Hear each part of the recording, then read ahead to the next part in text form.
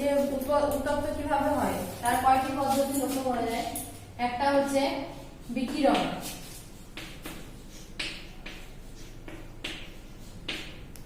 একটা হচ্ছে পরিবহন,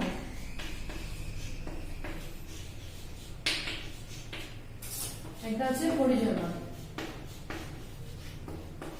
তিনটে পদ্ধতিতে বায়ু উত্তপ্ত হয়।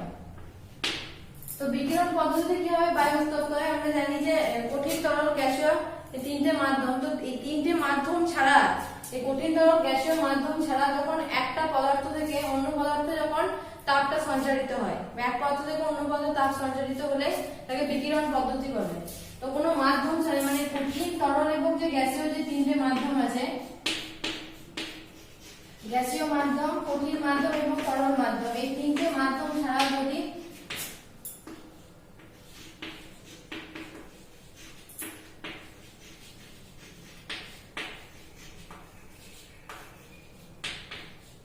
এই তিন মাধ্যম ছাড়া যদি একটা পদার্থ থেকে অন্য পদার্থে তাপ সঞ্চারিত হয় তাকে বলা হয় বিকিরণ পদ্ধতি। যেমন জলভাগের তুলনায় স্থলভাগ খুব তাড়াতাড়ি উত্তপ্ত হয়, জলভাগ থেকে স্থলভাগটা খুব তাড়াতাড়ি উত্তপ্ত হয়। আবার কোনো নিচু স্থানের থেকে উঁচু স্থানটা অনেক বেশি তাড়াতাড়ি উত্তপ্ত হয়, খুব তাড়াতাড়ি তাপ বিকিরণ ঘটে। তারপরে পরিবহন পদ্ধতি কি? পরিবহন পদ্ধতি হচ্ছে সূর্যরশ্মি বায়ুমণ্ডল ভেদ করে ভূপৃষ্ঠে এসে পৌঁছায়। সূর্যরশ্মি আমাদের যে আগের দিন পড়লাম বায়ুমণ্ডলের স্তর বিন্যাস, বায়ুমণ্ডলের যে স্তর ট্রোপোস্ফিয়ার, স্ট্র্যাটোস্ফিয়ার, মেসোস্ফিয়ার যে স্তরগুলো ভেদ করে সূর্যরশ্মি পুরোপুরি ভূপৃষ্ঠে এসে পৌঁছায়। তো যখন সূর্যরশ্মি ভূপৃষ্ঠে এসে পৌঁছায়, যখন সে পৃথিবীর উপরে পড়ার সময় ভূপৃষ্ঠ উত্তপ্ত করে, ভূপৃষ্ঠ থেকে সেই তাপটা বিকিরিত করে কি হয় বায়ুর মধ্যে পরিবাহিত হয়।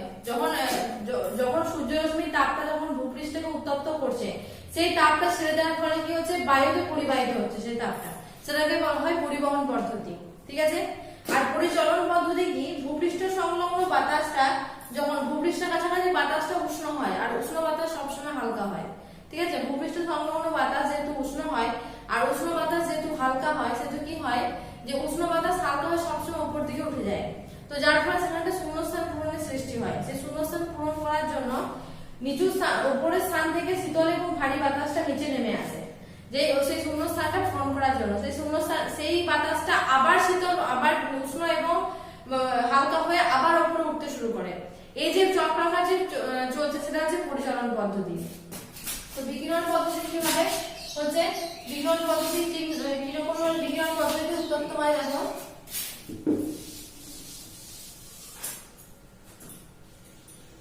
এটা হচ্ছে আমাদের বিকিরণ পদ্ধতি। ঠিক আছে।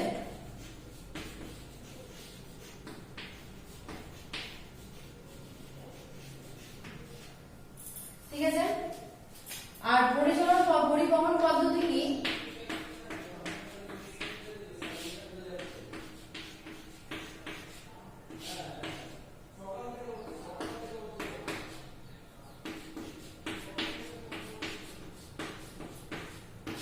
পরিবহন পদ্ধতি কি? বিকিরণ পদ্ধতি কি দেখলাম কোনো মাধ্যম ছাড়া, মানে কঠিন তরল গ্যাসীয় যে মাধ্যম আছে সেই মাধ্যম ছাড়া যখন এক পদার্থ থেকে অন্য পদার্থে পরিবাহিত হচ্ছে, সেটা হচ্ছে আমাদের বিকিরণ পদ্ধতি। আর পরিবহন পদ্ধতি কি? ভূপৃষ্ঠ তাপটা এসে কি করছে সরাসরি ভূপৃষ্ঠকে উত্তপ্ত করছে, সেই তাপটা কি করছে ছেড়ে দিয়ে বায়ুর মধ্যে পরিবাহিত হচ্ছে। যখন বায়ুর মধ্যে সেই তাপটা পরিবাহিত হয় তখন কি হয় বায়ুর মধ্যে তাপ পরিবহনের ফলে বায়ুতে পরিবাহিত হয় কি পদ্ধতিতে? না পরিবহন পদ্ধতির সাহায্যে সেই তাপটা বায়ুতে পরিবাহিত হয়। আর পরিচালন পদ্ধতি কি? না ভূপৃষ্ঠ সংলগ্ন বাতাসটা সবসময় কি হয় উষ্ণ হয়, আর উষ্ণ বাতাস সবসময় হালকা, উষ্ণ হয় বলে সবসময় হালকা। তো উষ্ণ বাতাসটা সবসময় কি হয় হালকা হয়, উপর দিকে উঠে যায়। আর উপরে যে থাকে যে শীতল এবং ভারী বাতাস, সেই এটা যে শূন্যস্থান পূরণের সৃষ্টি হয় এখানে। এই শূন্যস্থান পূরণ করার জন্য উপর থেকে শীতল এবং ভারী বাতাসটা এই শূন্যস্থান পূরণ করতে আসে, নিচেতে নেমে আসে। ঠিক আছে। তাহলে উপর থেকে যে শীতল এবং ভারী বাতাসটা শূন্যস্থান পূরণ করার জন্য নিচে নেমে আসে, আবার ভূপৃষ্ঠ সংলগ্ন এসে সেই বাতাসটা আবার উষ্ণ হালকা হয়ে উপরে উঠে যায়। এইভাবে যে আবর্তনটা করে এটাকে বলা হয় পরিচালন পদ্ধতি। ঠিক আছে। এছাড়া দেখো তাপ শোষণ পদ্ধতিতেও বায়ুমণ্ডল উত্তপ্ত হয়। তাপ শোষণ পদ্ধতিটা কি? না বায়ুমণ্ডলে অবস্থিত যে মেঘ কণা, ধূলি কণা, যার দ্বারা বায়ুমণ্ডল কিছুটা উত্তপ্ত হয়। ঠিক আছে। বায়ুমণ্ডল উত্তপ্ত করলে এটাকে তাপ শোষণ পদ্ধতি বলে। মানে ধূলি কণা মেঘকণা যেগুলো বায়ুমণ্ডলে অবস্থিত স্তরে সেই সেই সেই বায়ুমণ্ডল ধূলিকণা মেঘকণা কিছুটা পরিমাণ তাপটা শোষণ করে নেয়, সেটাকে তাপ শোষণ পদ্ধতি বলে। এবার দেখো বলেছে বায়ু উষ্ণায়নের কি দুটি কারণ, একটা হচ্ছে যে বায়ুর যে সূর্যরশ্মিটা আমাদের পৃথিবী পৃষ্ঠে আসে তার কি তার কতটা আমাদের কাজে লাগে এবং কতটা আমরা কাজে লাগাতে পারি না, দুটো তার কথা ভাগ আছে। একটা হচ্ছে ইনসুলেশন,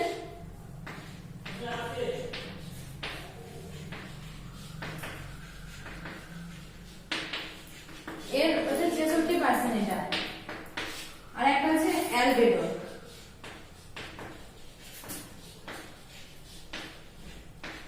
এটা হচ্ছে 34%। তো দেখো ইনসুলেশন কি, ঠিক আছে, বায়ুমণ্ডলে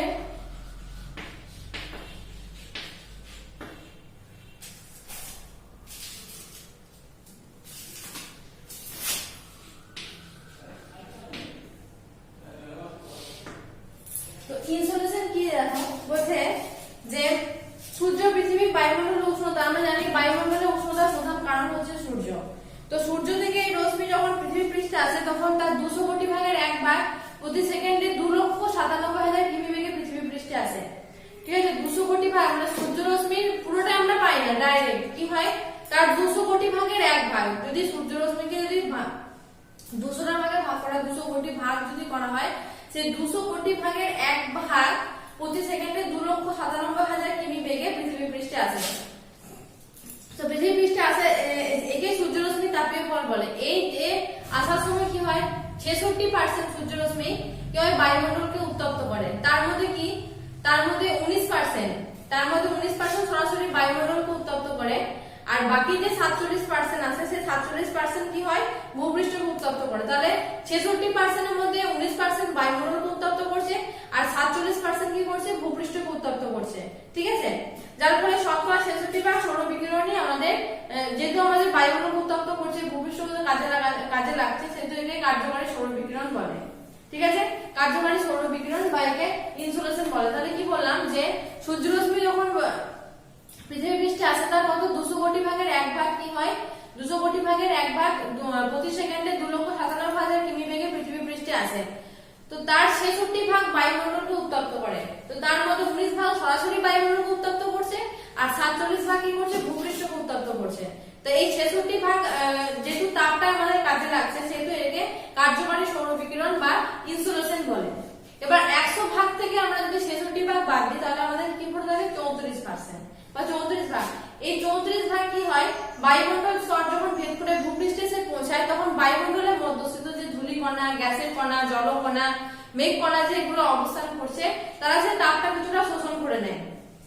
সেই তাপটা শোষণ করার ফলে কি হয় তারা আবার কি হয় সেই তাপটা শোষণ করার ফলে সেই তাপটা তারা ছেড়ে দেয়, বিচ্ছুরিত প্রতিফলিত আবার বৃহৎ তরঙ্গ রূপে যেখান থেকে আসে সেই মহাশূন্যে আবার ফিরে যায়। ওই তাপটা আমাদের ওরা যে শোষণ করে নেয়, যে বা ধূলিকণা জলকণা যারা শোষণ করে ওই তাপটা কি করে আবার তারা ছেড়ে দেয় তাপটা, সেটা আমাদের কি আমাদের বায়ুমণ্ডলে বা আমাদের পৃথিবী পৃষ্ঠে কোনো কাজে লাগে না, সেটাকে কি বলা হয় অ্যালবেডো।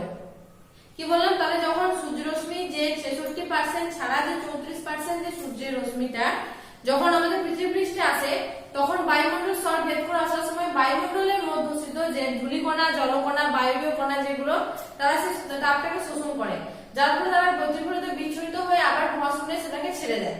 ওটা আমাদের পৃথিবী পৃষ্ঠে কোনো কাজে লাগে না, তারা মহাশূন্যে আবার সেটাকে ছেড়ে দেয়, সেজন্য এটাকে আমাদের বলা হয় অ্যালবেডো, ঠিক আছে। এবার দেখো বলেছে যে আমাদের তাপের পরিমাণ কিভাবে মাপবো, তাপের পরিমাণ মাপা হয় মানে কোন দিনে তাপ সর্বোচ্চ সর্বনিম্ন তাপমাত্রা মাপা হয় 6 এর থার্মোমিটার গরিষ্ঠ লোকেশ থার্মোমিটারের সাহায্যে।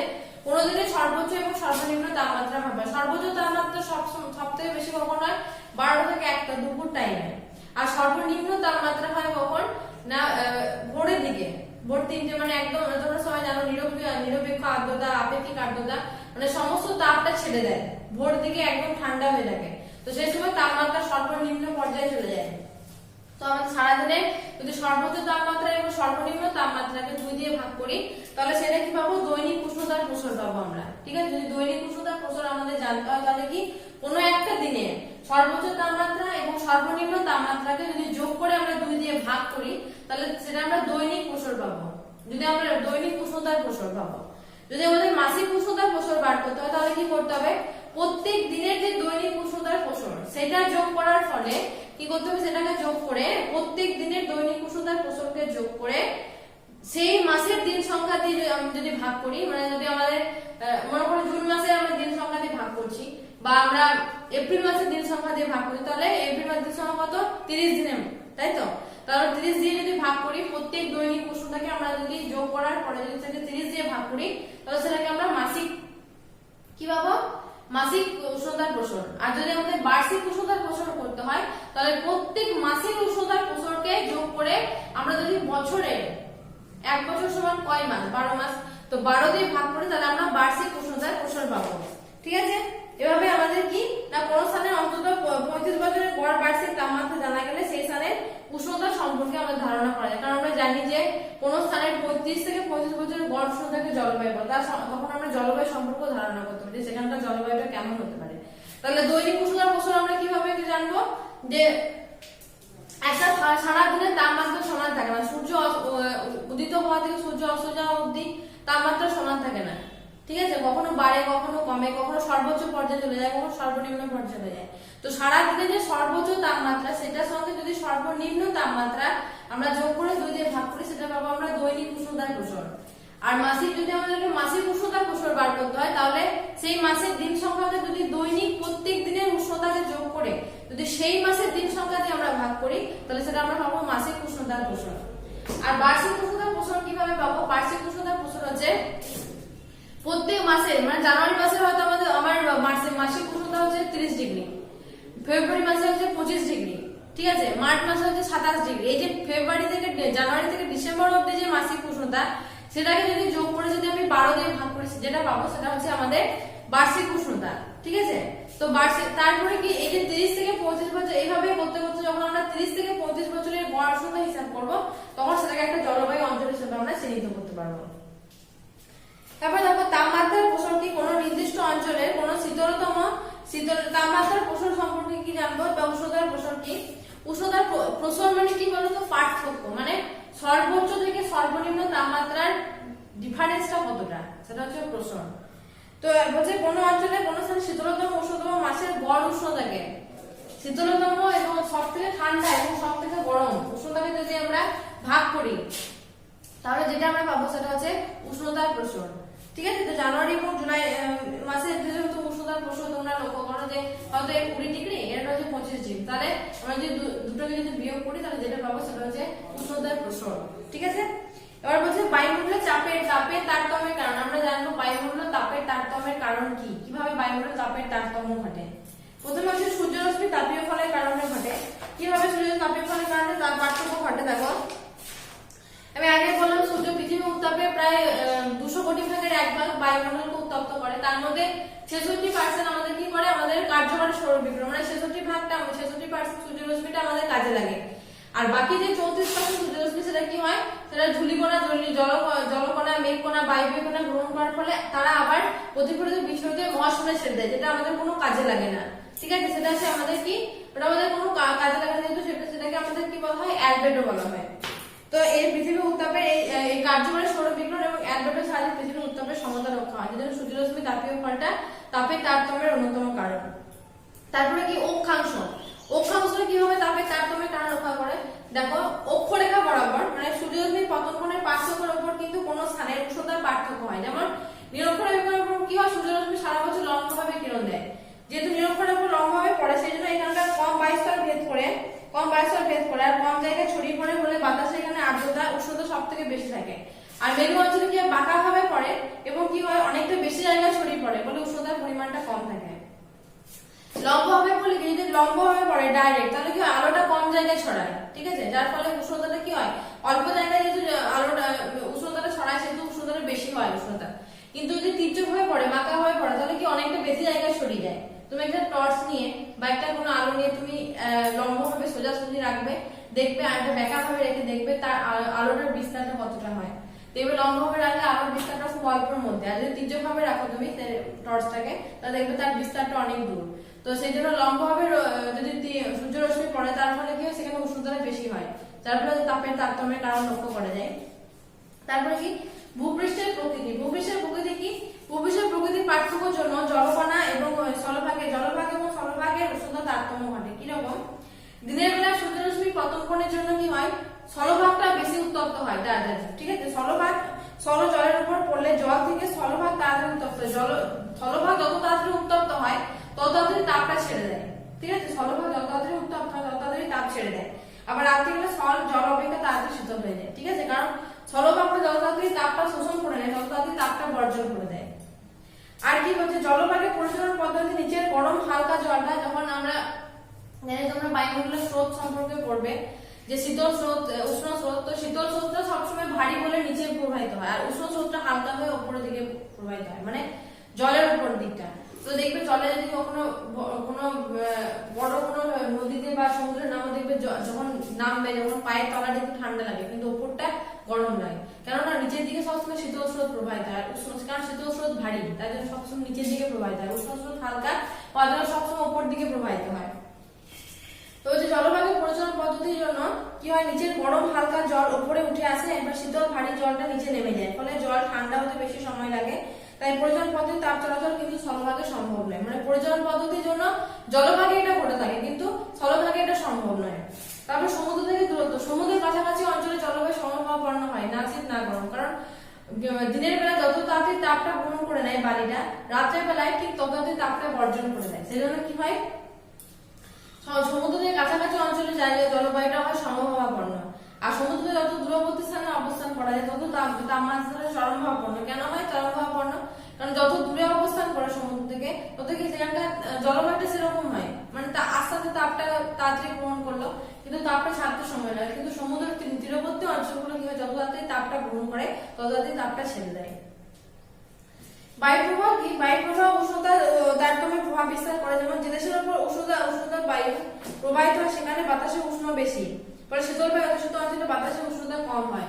যেমন বায়ু প্রবাহটা প্রভাবিত করে, কারণ যদি উষ্ণ বায়ু প্রবাহিত হয় কোন স্থানে তাহলে সেই স্থানে কি হয়, বাতাসটা কি হয়, উষ্ণ হয়, যদি কোনো স্থানে উষ্ণ বায়ু প্রবাহিত হয়।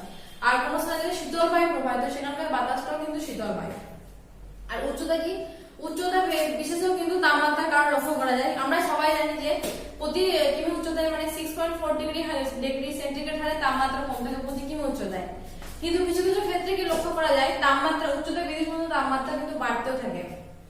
তারপরে কি হয়, এই কারণে মাঝে উচ্চ স্থানের বাতাস সবসময় উষ্ণতা কম থাকে। কিছু কিছু ক্ষেত্রে কিন্তু পার্থক্য ব্যতিক্রম লক্ষ্য করা যায়, ঠিক আছে। কিছু কিছু ক্ষেত্রে তাপমাত্রা কি হয়, এটাকে আমরা কি বলি, বৈপরীত্য উত্তাপও বলি। বৈপরীত্য উত্তাপ কাকে বলি? তাহলে তোমাদেরকে কি বললাম যে আমরা জানি সবাই যে প্রতি কিমি উচ্চতায় 6.4 ডিগ্রি সেন্টিগ্রেড হারে তাপমাত্রা কমতে থাকে, কিন্তু যখন এর ব্যতিক্রম ঘটে, মানে কিছু কিছু ক্ষেত্রে কি হয়, উচ্চতা বৃদ্ধির সঙ্গে সঙ্গে তাপমাত্রা হ্রাস পায় না, উচ্চতা বৃদ্ধির সঙ্গে তাপমাত্রা কিন্তু বাড়তে থাকে। যেহেতু এই ব্যতিক্রম অবস্থাটা লক্ষ্য করা যায় তাকে বৈপরীত্য উত্তাপ বলে, ঠিক আছে। তাহলে এটা উচ্চতা। আর এই কারণগুলো ছাড়াও আরো কিছু কিছু কারণ লক্ষ্য করা যায়, যেমন তোমার মেঘ, বৃষ্টিপাত, তুষারপাত, মৃত্তিকা, এগুলো, ঠিক আছে। সব কারণের জন্য তাপের পার্থক্য লক্ষ্য করা যায়। তো এতদূর তোমাদের পড়া থাকবে তাপের পার্থক্যের কারণ।